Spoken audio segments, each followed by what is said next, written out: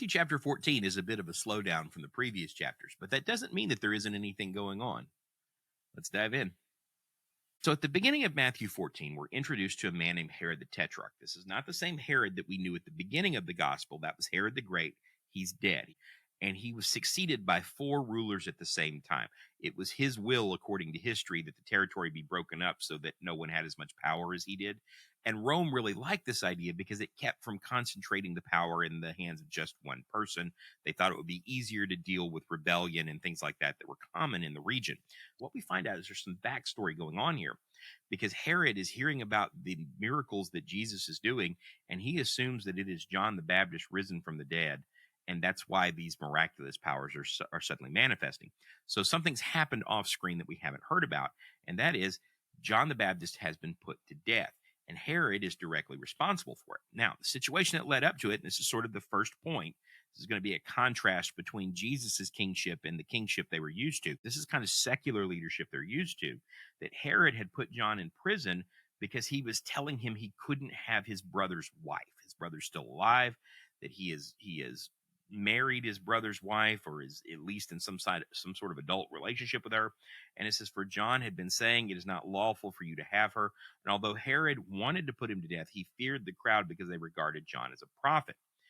But Herodias, the woman in question, arranges it so that Herod, in the middle of a celebration, this is just kind of a grimy story, I mean, there's no way around it, that he calls for her daughter to come and dance before them. I mean, you sort of got to fill in the blanks here, but dance before them, and her dancing inspires him to promise her anything that she asks for. And Herodias has worked it out that she's going to ask for the head of John the Baptist on a platter.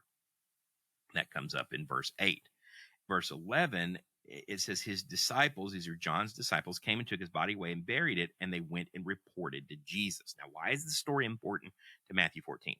Because the rest of Matthew 14 is going to show us how Jesus deals with this, that what's the state that he's in after receiving all of this news. So apparently these things have happened in very short order. It tells us a couple of things. Number one, Herod really wasn't paying attention much to what Jesus was doing. He seems to become aware of it after the death of John the Baptist, which is really weird considering how active Jesus has been. Now we're looking at this in verse 13. It says, when Jesus heard about John, he withdrew from there to a boat and to a secluded place by himself. First instinct, I'm going to go away. See Jesus doing this a lot. In times of distress, in times of emotion, he goes away. He wants to pray. But the people hear about this and they follow him. And so they're leaving their cities. And when he went to shore, he saw a large crowd and felt compassion for them and healed their sick. Now, the last time that we saw this idea of the compassion of Jesus, now he told the Pharisees they needed to go learn what it meant that God desired compassion and not sacrifice. But the last time we saw a specific reference to this was back in chapter 9.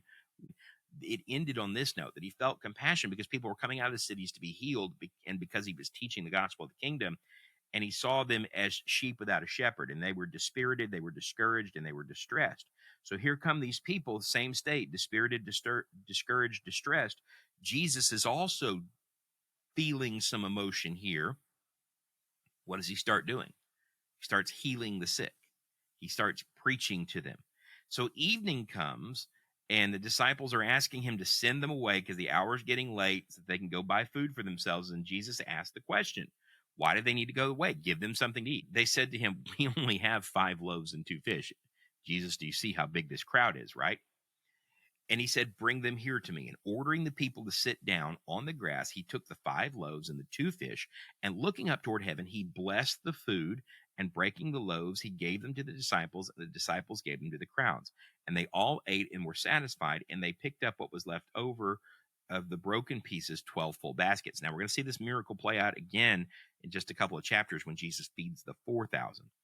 But it says in verse 21, there were about 5,000 men who ate beside women and children. So there were likely 10 to 15,000 people that he fed. And that's just a little note I'd make in your journaling Bible if you want to.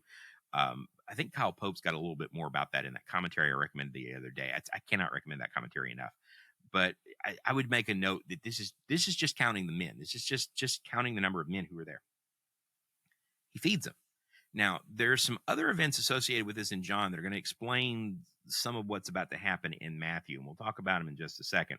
But then the next thing that I want you to see, so we've gotten the first two out, is that we have the story of Jesus walking on the water. So he sends the disciples off to the boat to go ahead of him to the other sides. He sends the crowd away, and after he sent the crowd away, now he's got his alone time. How does he spend it? He goes up to the mountain by himself to pray. This was the custom of Jesus.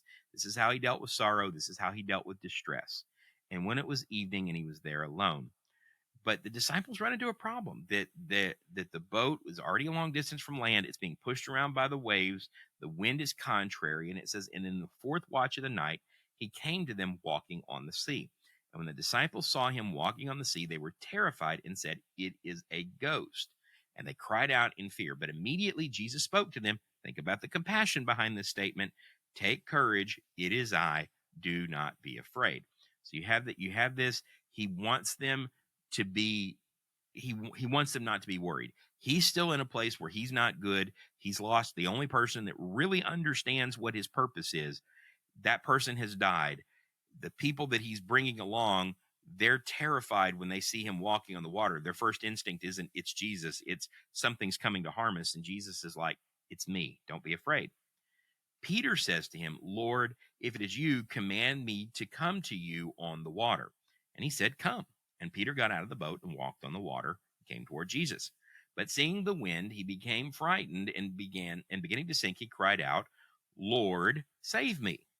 And immediately Jesus stretched out his hand and took hold of him and said to him, "You of little faith, why did you doubt?" So we have this statement again. It's a lot like the one that we saw when they woke him up when he was sleeping in the bow of the ship. What he's telling Peter is, your faith in me is going to have to grow. This gives us some insight into what faith is. It's not just believing that Jesus is. It's not just believing that Jesus is the Son of God. The trust that Peter had in Jesus needed to grow. And so when he got into the boat, the wind stopped, and those who were in the boat worshiped him, saying, "You certainly are God's Son." This is another reference back to Daniel chapter 7, Son of Man, receiving authority from on high. The idea of being God's Son is interesting because Jesus does not rebuke them for saying that. And this also proves John is not the only gospel where Jesus is called the Son of God. It's very clearly now 2 times in Matthew been called the Son of God. All right, that's your 3 to 5 for today. What did we learn in this? Well, I think we learned a lot about what compassion looks like and what the compassion of Jesus necessarily looks like, the humanity of Jesus, but also we see what faith is. So nothing earth shattering today, but I hope you got a lot out of this Bible reading. And tomorrow we're going to talk about Matthew 15. So I'll see you again. Have a good day and God bless.